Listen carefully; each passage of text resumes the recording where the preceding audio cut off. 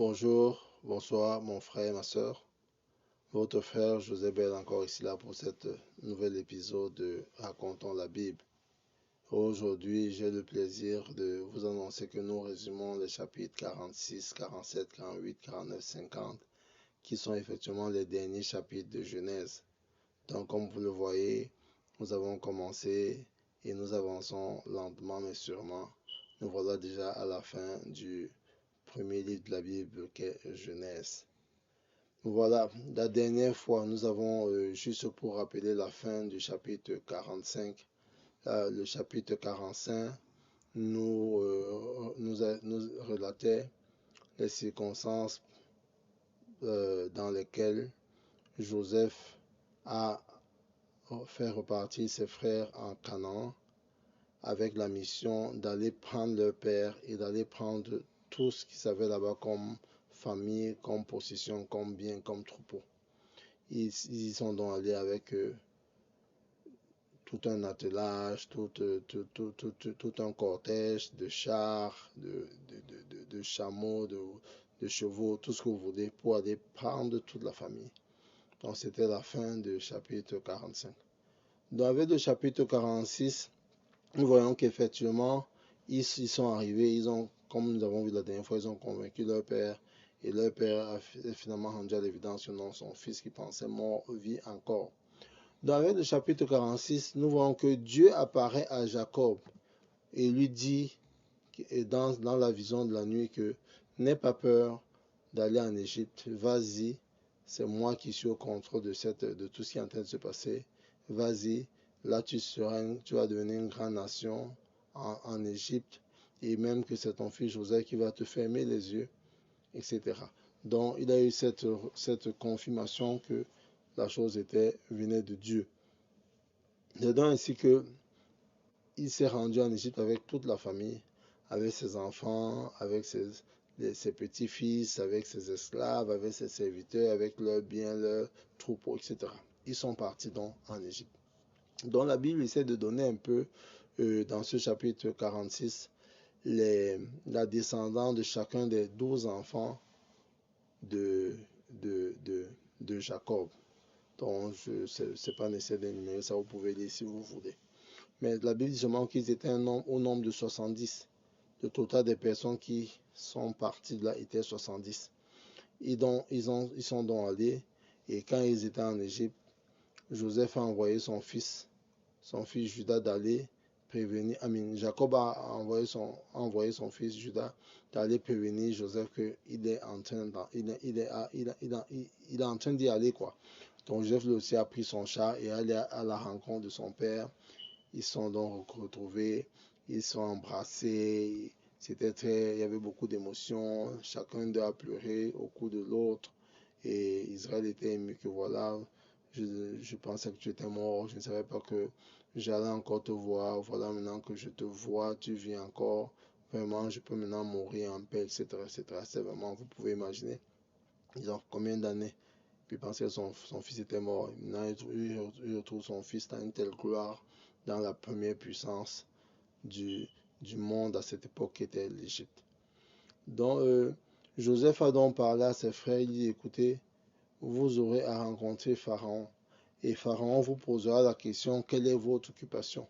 Alors répondez que vous êtes depuis vos naissances, vous êtes des bergers. Et comme les Égyptiens ont de la version pour les bergers, il vous enverra dans le pays de Goshen. Donc, c'est ce que vous direz donc. Et nous voyons donc au chapitre 47, Joseph a donc envoyé la nouvelle à Pharaon, que écoute, ma famille est là, mes frères sont là, etc., etc. Et bien entendu, Pharaon a demandé à aller voir. Donc c'est ainsi qu'il a pris 5 de ses frères, ils sont allés voir Pharaon. Et effectivement, Pharaon a demandé quelle est leur occupation. Ils ont dit, voilà, depuis notre naissance, nous sommes des bergers, un peu comme des bergers professionnels, etc., etc.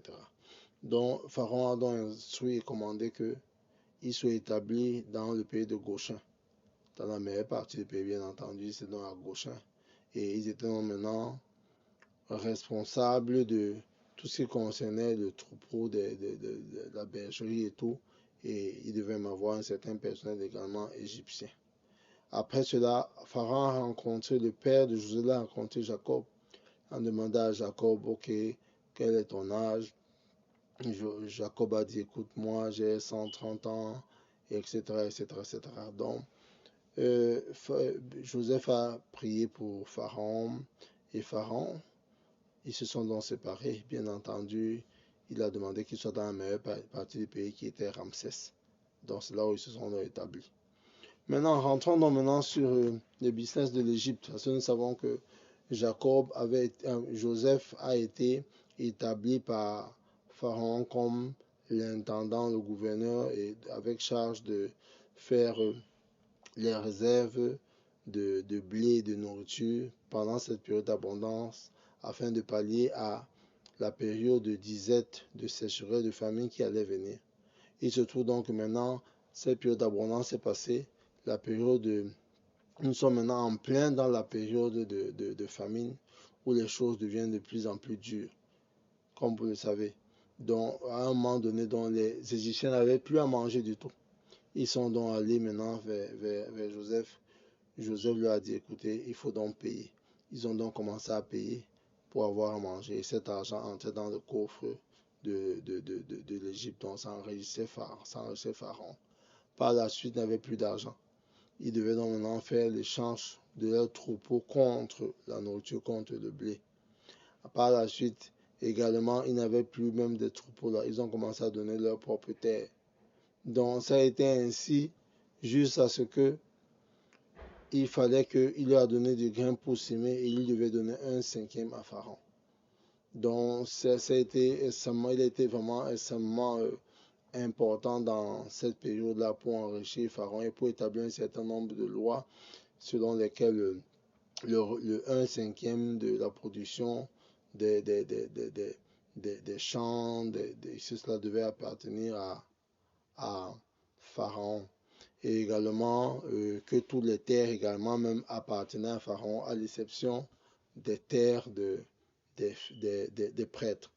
Donc, ça a été comme ça là. Maintenant, les jours de la mort de Jacob arrivaient. Donc, il a donc appelé Joseph. Il lui a dit, écoute, si j'ai trouvé grâce à tes yeux, je voudrais que lorsque je meurs, tu m'enterres par ici là. Enterre-moi hors d'ici, ramène-moi dans mon pays, ramène-moi dans la zone qui a été, que mon grand-père Abraham avait acheté comme propriété sépulcrale, comme vous pouvez bien vous rappeler dans le chapitre précédent. Donc après ça, c'est le chapitre 47. Et effectivement, au chapitre 48, nous voyons donc maintenant que, effectivement, la mort a donc sonné à la porte de Jacob. Jacob a donc envoyé des nouvelles à son fils, son fils Joseph. On allait rapporter à Joseph que, écoute, ton père est très, très, très malade. Et là, c'est certainement déjà sérieux. Donc, Joseph est donc allé maintenant au chevet de son père avec ses deux fils. Ses deux fils, Ephraim, Manassé et Ephraim. Ephraim et Manassé, comme vous voulez. Donc, il est donc allé voir son père. Et son père lui dit, le Dieu Tout-Puissant m'était apparu. Il m'avait dit, il m'avait promis que je serais fécond, que je multiplierais et que il fera de lui, de lui sortiront des multitudes qui vont peupler la terre. Et il dit donc maintenant que les deux fils que Joseph a eus en Égypte, qui sont Ephraim et Manassé, ne sont pas ses enfants, sont les enfants. Jacob les prend comme ses enfants. On verra un peu ça par la suite. Nous savons que Jacob a eu 12 enfants. Mais il prend maintenant les deux enfants, c'est ses petits-enfants, entrent dans son héritage en tant que ses enfants. C'est donc ainsi que ces deux enfants étaient avec lui. Il lui dit, ok, voilà donc mes enfants. Il approche-les de moi pour que je les bénisse. Mais il s'est rendu compte que il a mis sa main droite sur le cadet, il a mis la main gauche sur l'aîné. Joseph a donc voulu dire, maintenant ne fais pas cela, c'est plutôt, voici plutôt l'aîné, celui-là est le second. Il lui dit non, je sais ce que je suis en train de faire. Je sais ce que je suis en train de faire. Celui-ci là sera assez, enfin, celui-ci aura pratiquement le droit d'aînesse et l'autre sera moins, enfin quoi, au niveau de la bénédiction, sera moins béni que l'autre. Donc vous allez le voir qu'il y avait un peu ce pattern là où, ce pattern en français, comment on dit ce pattern, il y avait un peu cette tendance, si je peux dire ça, qui se répétait toujours que le cadet avait toujours une domination sur l'aîné, etc. Donc cela s'est encore manifesté avec ces enfants-ci. Donc Ephraim est donc devenu l'aîné et Manassé est pratiquement devenu le cadet. Alors que, normalement parlant, c'est le grand frère. Donc, etc. Ça, c'est donc comme ça. Donc, il lui a rappelé, voilà, je te bénis. Il lui a donné, il lui a dit que voilà, toi, tu vas être le premier de tes frères, etc. Tes enfants qui deviennent mes enfants. Ephraim aura une part plus grande que Manassé, etc., etc. Et toi, je te donne une part supérieure à tes frères, donc symboliquement pour dire qu'au niveau de l'autorité spirituelle, au niveau de l'héritage spirituel, Joseph avait davantage que ses frères. Donc ça, c'est le chapitre 48. Maintenant, le chapitre 49. Chapitre 49 dit donc que Jacob a appelé tous ses enfants. Il a appelé tous ses enfants pour leur dire, pour leur déclarer ce qui allait venir par la suite. Donc, pour leur donner en quelque sorte la bénédiction, les bénédictions, l'héritage spirituel qui allait les influencer par la suite. Étant donné que, comme nous le savons, ces enfants seraient à la tête des tribus d'Israël, lesquelles tribus, jusqu'au jour d'aujourd'hui, chacune des tribus a ce fameux nom-là. Donc, c'est un peu ça. Il a donc appelé tous ses enfants. Nous allons parler dans beaucoup de détails, mais le plus important, c'est que son premier-né, Ruben qui normalement devait avoir la prééminence, devait avoir le droit d'aînesse, devait avoir l'héritage. Mais il se trouve que il lui a dit, écoute, tu es mon aîné, tu es supérieur, tu es fort, tu es digne, mais tu n'auras pas cette prééminence parce que tu as souillé ma couche. Parce que rappelez-vous, dans les chapitres précédents, on a dit que Ruben était allé avoir des rapports sexuels avec une des concubines de son père, Bilha. Il a eu des rapports avec elle. Donc ça, c'était une abomination. Donc à cause de cela, ça l'a déclassé, ça l'a dégradé au niveau de son autorité spirituelle qu'il devait avoir. Donc ça, c'est l'une des choses que vous avez dit. Il a également parlé de Siméon et je crois Lévi, ceux qui dans leur colère étaient allés, lorsque leur soeur s'était fait violer, enlever et violer, ils étaient allés couper la tête de ces gens-là après qu'ils les ont menti de ceux circoncis afin de s'allier à eux. Nous nous rappelons de cela. Donc Joseph est également en train de dire que vraiment je n'entre pas dans leur conciliabule, Simeon et Lévi, parce qu'ils sont violents, ils ont tué des gens, etc., etc. Donc ceux qui peuvent lire vont avoir un peu tous ces détails sur les prononciations prophétiques qu'il a fait sur chacun de ses enfants et lesquelles prononciations ont l'effet aujourd'hui pour ceux qui sont spécialisés dans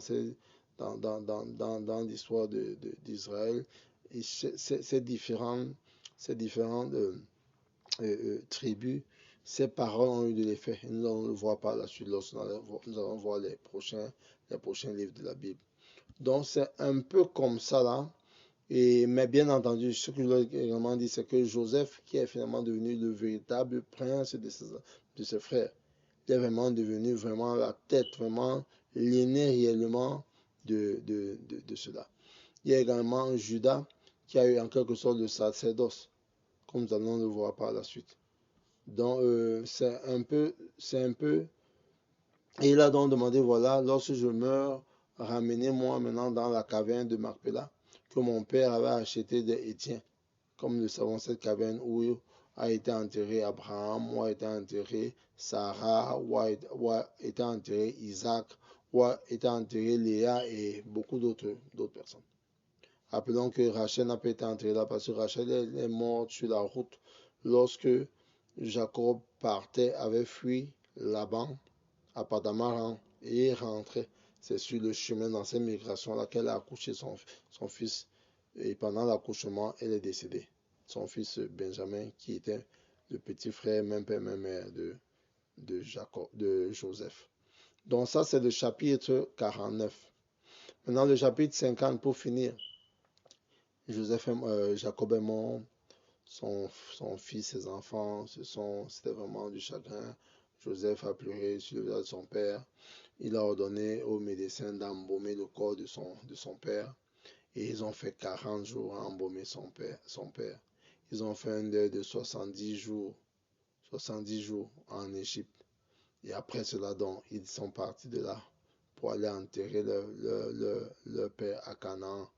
Et même les personnes qui étaient dans cette zone-là ont vu vraiment les cortèges qui venaient, les chars, tout l'attelage qu'il y avait. Ils ont compris que non, ça c'est vraiment un grand deuil. C'est vraiment un grand deuil. Et ça a donné naissance même à appeler même le nom de cette zone-là, Abel Mishraïm, etc. Donc ils ont donc enterré leur père. Et maintenant, quand ils rentraient, leurs frères se sont rappelés que les frères de Joseph se sont rappelés que, écoute, là, notre père est mort, ok, c'est pour que Joseph maintenant ne va pas se rappeler que nous avons voulu le tuer, nous l'avons vendu et avoir des représailles contre nous. Ils ont des mesures de rétorsion contre nous. Ils ont dit, écoute, vraiment, notre père avait dit que si nous mourons, s'il meurt, que vraiment tu ne nous fasses pas du mal, parce que tu nous pardonnes, etc., tu pardonnes notre crime, etc., etc. Je lui ai dit non, Joseph vraiment a pleuré en entendant ces paroles. Il a dit, mais non, mes frères, ne soyez sans crainte, je ne suis pas Dieu. Je ne suis pas Dieu. Le mal que vous vouliez me faire, Dieu a tourné ça en bien. Et c'est ce bien qui a fait qu'aujourd'hui, nous sommes dans la situation privilégiée dans laquelle nous sommes. Donc, c'est un peu comme ça que ça s'est passé.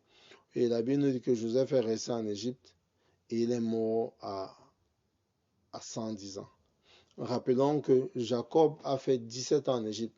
Jacob est venu en Égypte quand il avait 130 ans. Et il a fait 17 ans. Donc il est mort à 147 ans. Il a fait 17 bonnes années en Égypte. Et Joseph également, Joseph est mort à 110 ans. La Bible dit qu'il a vu ses petits-fils à la 3e génération, que ce soit d'Éphraïm et de Manassé. Donc rappelez-vous que Éphraïm a été béni de la prééminence sur son frère. Donc même au niveau des enfants, lui, il est allé sur la 3e génération que Joseph a vu, alors que Manassé, c'était la 2e génération. Et bien, quand il s'apprêtait aussi à mourir, il a également juré à ses frères que, écoutez, à un moment donné, Dieu va vous visiter et vous allez amener mes os loin d'ici. Vous voyez, quand il parle des os, ça veut dire qu'il aurait été enterré, il serait enterré, et à un moment donné, donc, il serait déterré pour être amené hors du pays, comme nous allons le voir par la suite. Ok? Donc, il est mort, on l'a embaumé, on l'a mis dans un cercle en Égypte. Ça, c'est la fin du chapitre de Genèse. Chapitre de Genèse. Donc, nous avons avancé et je suis content et je crois que vous également. Que Dieu vous bénisse. Donc, nous allons commencer demain avec le livre d'Exode. Très intéressant. Que Dieu vous bénisse. Bye bye.